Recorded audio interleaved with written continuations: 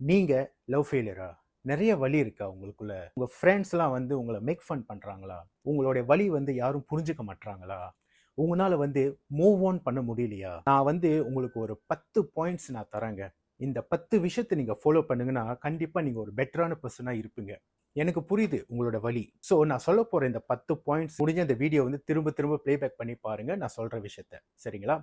முதல் விஷயங்க, அக்செப்ட் பண்ணிக்கங்க. It's over.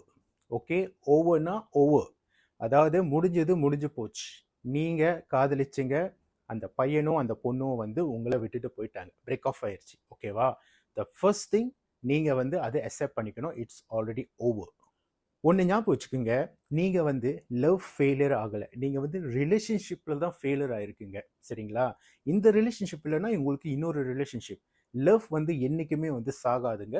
லவ் வந்து கடைசி வரைக்கும் நம்ம கூட தான் இருக்கும். ரெண்டாவது விஷயங்க, நீங்க காதலிச்ச அந்த பையனும் பொண்ணும் எல்லா சோஷியல் மீடியாலையும் வந்து நீங்க ரிமூவ் பண்ணிருங்க, முடிஞ்சா பிளாக் பண்ணிருங்க, அன்ஃப்ரெண்ட் பண்ணிருங்க, ரிஸ்ட்ரிக்ட் பண்ணிருங்க, வாட் எவர். ஓகே, அப்படி நீங்க வந்து அந்த பர்சனை வந்து நீங்க வந்து அடிக்கடி பார்க்குற ஒரு சூழ்நிலை இருந்துச்சுன்னா முடிஞ்ச வரைக்கும் அவாய்ட் பண்ணிருங்க. ஏன் சொல்றேன்னா, நிறைய பேர் வந்து பிரேக்கப் பண்ணதுக்கு அப்புறம் வந்து ஸ்டாக்கிங் பண்ணுவாங்க. அதாவது அவங்களோட சோஷியல் மீடியால போய் அவங்களோட லேட்டஸ்ட் அப்டேட் என்ன, அவங்க என்ன பண்ணிட்டு இருக்காங்க, எந்த பாய் கூட சுத்திட்டு இருக்காங்க, எந்த கேர்ள் கூட சுத்திட்டு இருக்காங்க, எக்ஸ் நீங்க வந்து பார்த்துக்கிட்டு இருப்பீங்க. நிறைய பேர் அது வந்து செய்றீங்க. ஓகேவா? ஸோ நீங்க இதை அவாய்ட் பண்ணாதான் வந்து நீங்க மூவ் ஆன் பண்ண முடியும். மூணாவது விஷயங்க, ஸ்டாப் ரிபவுண்ட். அதாவது நீங்க வந்து இப்ப லவ் ஃபெயிலியர் ஆயிட்டீங்க. ஸோ இதை மறுக்கிறதுக்காக வந்து நீங்க வந்து சில பேட் ஹேபிட்ஸ்லாம் வந்து உங்களுக்கு வரும். சரிங்களா? இதை ரிவெஞ்ச்காக வந்து நீங்க இன்னொரு ரிலேஷன்ஷிப்க்கு போங்க. அதெல்லாம் வேணாம். ஓகே? ஸோ அந்த பொண்ணும் அந்த பையனும் ரிவெஞ்ச் பண்றதுக்காக வந்து நீங்க வேற ஒரு ரிலேஷன்ஷிப்க்கு போறது. இப்ப பாத்தீங்கன்னா நீங்க ஒரு நல்ல வேலையில இருப்பீங்க. இந்த லவ் ஃபெயிலியர்னால வந்து உங்களால இந்த வேலையை வந்து ஃபோக்கஸ் பண்ண முடியாது. அப்புறம் பெர்ஃபார்மன்ஸ் இஷ்யூ வரும். அவருக்கு வேலை போறதுக்கு கூட வாய்ப்பு இருக்கு. ஸோ இந்த பேட் ஹேபிட்ஸ் இதெல்லாம் வந்து முற்றிலும் நீங்க தவிர்க்க வேண்டும். நாலாவது விஷயங்க, ஃபோக்கஸ் ஆன் யோர் செல்ஃப். அதாவது நான் சொன்ன மாதிரி உங்களுடைய ஃபோக்கஸ் தான் வந்து ரொம்ப முக்கியம். தெரியுங்களா? இப்ப கரண்டா என்ன இருக்கு? காதல் முறிஞ்சிருச்சு. ஓகேவா? நீங்க வந்து அந்த பொண்ணும் அந்த பையனும் வந்து நீங்க நினைச்சுக்கிட்டு ஒவ்வொரு நாளும் வந்து உட்காந்துக்கிட்டு அப்படியே கவலையா அவளும் அவனும் நினைச்சுக்கிட்டு இருக்கிறது வந்து கம்ப்ளீட்லி டிசாஸ்டருங்க. இது உங்களை வந்து ரொம்ப கஷ்டப்படுத்தும். சரிங்களா? பிசிக்கலியும் சரி, மென்டலியும் சரி. So make sure focus on yourself. Don't focus about others. அஞ்சாவது விஷயம், மியூசிக் இந்த மாதிரி விஷயம்லாம் நீங்க கேட்குற ஆளா இருக்கட்டுமா, நீங்க காதலிக்கும் போது அந்த பையனோ அந்த பொண்ணுக்கோ பிடிச்ச சில பாடல்கள்லாம் வந்து நீங்க கேட்டிருப்பீங்க. அது வந்து நீங்க ரசிப்பீங்க. அது வந்து லைக் ஒரு சென்டிமெண்ட்டா அந்த சில பாடல்கள்லாம் உங்களுக்கு கண்டிப்பா இருக்கும். சில பிளேலிஸ்ட் நான் சொல்றேன். முடிஞ்சா அந்த பிளேலிஸ்ட்டை வந்து தூக்கி போடுங்கங்க. புது பாட்டு புதுசா புதுசா ஏதோ கேளுங்க. நீங்க வந்து சில பாடல்கள், அதாவது அந்த பையனோ அந்த பொண்ணு கூட இருக்கும்போது சில பாடல்கள்லாம் வந்து உங்களுக்கு கண்டிப்பா வந்து ஞாபகம் இருக்கும். சரிங்களா? அது வந்து நீங்க ஒரு நாள் நீங்க கேட்கும்போதே உங்களுக்கு வந்து அந்த பழைய ஞாபகம்லாம் வரும். ஸோ நீங்க அதை அவாய்ட் பண்ணணும்னா நீங்க வந்து ஃபர்ஸ்ட் திங் நீங்க அந்த மாதிரி பாடல்கள்லாம் வந்து அவாய்ட் பண்ண வேண்டும். ஆறாவது விஷயங்க, ஃபோக்கஸ் ஆன் யுவர் ஃபேமிலி. அதாவது உங்க வீட்டில் உங்க அப்பா, அம்மா, அண்ணன், தம்பி, தங்கச்சி எல்லாரும் என்ன பண்ணிட்டு இருக்காங்கன்னு உங்களுக்கு தெரியுமா? நீங்க லவ் ஃபெயிலியர் ஆன பிறகு நீங்க வந்து கொஞ்சம் சைலோவா இருப்பீங்க. சரிங்களா? எப்பயுமே கொஞ்சம் தனிமையில இருப்பீங்க. யாரை பத்தியும் நீங்க கவலைப்பட மாட்டீங்க. அப்படியே உங்களையும் உங்க நினைச்சுக்கிட்டு உங்களோட எக்ஸை நினைச்சுக்கிட்டு தான் இருப்பீங்க. ஸோ நீங்க போயிட்டு உங்களோட ஃபேமிலியில போய் பேசுங்க, மிங்கிள் பண்ணுங்க, சந்தோஷமா இருங்க, ஜோக் பண்ணுங்க, எங்கேயாவது வெளியே போயிட்டு வாங்க, பிடிச்சது சாப்பிடுங்க, எங்கேயாவது வெக்கேஷன் போயிட்டு வாங்க ஃபேமிலியோட. ஸோ உங்களோட ஃபேமிலி தான் வந்து உங்க கூட கடைசி வரைக்கும் இருப்பாங்கங்க. இந்த காதலிக்கிறவங்களாம் வந்து இன்னைக்கு இருப்பாங்க, நாளைக்கு இருக்க மாட்டாங்க. சரிங்களா? ஏழாவது விஷயம், டைம் வில் ஹீல் எவ்ரிதிங். அதாவது என்ன சொல்ல வரேன்னா, எல்லாத்துக்கும் வந்து டைம் தாங்க. அது அந்த வலி வந்து எனக்கு புரியுது. உங்களோட வலி வந்து எனக்கு புரியுது. அது வந்து கொஞ்ச நாள் ஆகும். ஆக்சுவலி நீங்க பார்த்தீங்கன்னா, ஒரு 10 வருஷத்துக்கு முன்னாடி நீங்க எப்படி இருந்தீங்க? இப்ப எப்படி இருக்குங்க? நீங்க 10 வருஷம் உங்களோட லவ் பிரேக் ஆஃப் ஆகி ஒரு 5, 10 வருஷம் மேல இருக்கும். இப்ப கொஞ்சம் வேற மாரி இருக்கும்ல.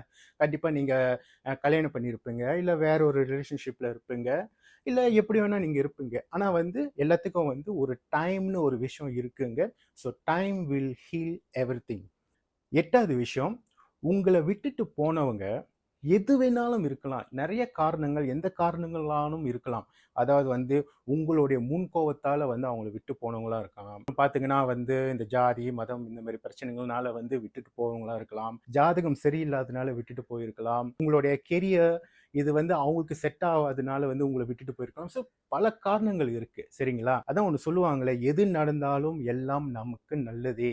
ஃபார் எக்ஸாம்பிள் உங்கள விட்டுட்டு போன காரணம் வந்து லெட்ஸ் சே இன்னைக்கு நீங்க வந்து பணம் இல்லாம இருக்கலாம். பட் ஒன் டே நீங்க வந்து உங்கள விட்டுட்டு போனவங்க முன்னுக்கு வந்து நீங்க ப்ரூஃப் பண்ணணுங்க. உங்களோட ஒருத்தனோ பெட்டரா வந்து ஒருத்தங்க பார்த்துட்டு போயிட்டாங்கன்னா, உங்கள விட்டுட்டு போனவன் அவனோட நீங்க பெட்டரா இருக்கணும்னு தாங்க வந்து ரிவெஞ்ச். 9வது விஷயம், ட்ரஸ்ட் த ப்ராசஸ். உங்களுக்கு தெரியுமா? நீங்க ஃப்ளைட்ல போறீங்க.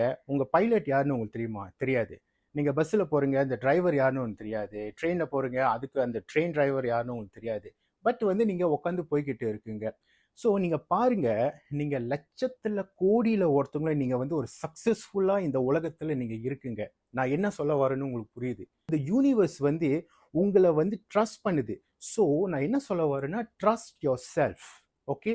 நீங்கள் கடவுள் நம்பிக்கை எந்த நம்பிக்கை வேணா இருக்கட்டும். சரிங்களா? என்னை பொறுத்த வரைக்கும் யூனிவர்ஸ் வந்து கண்டிப்பா வந்து உங்க மேல நம்பிக்கை வச்சனால தான் நீங்க இங்க இருக்குங்க. 10வது விஷயம், உங்களுக்கு தெரியுமா? உங்கள எல்லாருக்கும் பிடிக்கும்னு நீங்க நினைக்கிறீங்களா? உங்கள ஒரு 10 பேருக்கு தெரியும்னா, அதுல 5 பேர் தாங்க உங்கள லைக் பண்ணுவாங்க. 5 பேர் வந்து உங்கள லைக் பண்ண மாட்டாங்க. ஒரு சிம்பிளான ஒரு எக்ஸாம்பிள் எடுத்துக்குவோம். சோஷியல் மீடியால வந்து நீங்க வந்து ஒரு ஃபோட்டோவோ, இல்ல வீடியோவோ வந்து போஸ்ட் பண்றீங்க. எப்பயுமே நீங்க பார்த்தீங்கன்னா, வியூ அதிகமா இருக்கும். ஆனா லைக்ஸ் குறைவா இருக்கும்.